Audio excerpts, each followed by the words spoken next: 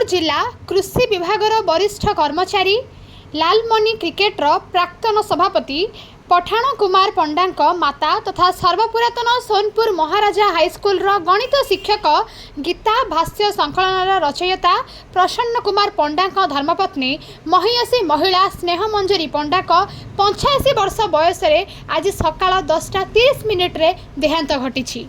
ए खबर रे सोनपुर अंचल रे शोकर छाया खेली जाइथिबा बेले अपराह्न गोकर्णेश्वर शमशान घाट रे स्वर्गीय पंडा अंतिम संस्कार करा जाइथिला। बड़ पुओ पठाण कुमार पंडा मुखाग्नि देइथिबा बेले सान पुओ संतोष पंडा ज्वाई अच्युत पंडा झियो रंजिता पंडा नाती स्वरूप सिद्धांत पुतुरा अटल मिश्र और 2 बहु उपस्थित थिले।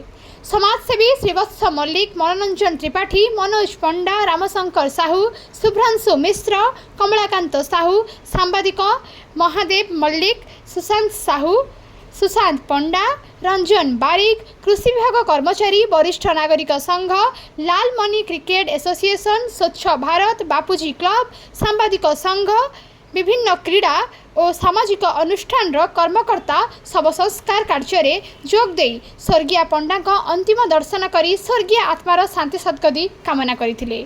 सुवर्णपुर गोपीनाथ महाकुर्क रिपोर्ट प्रतिकार न्यूज।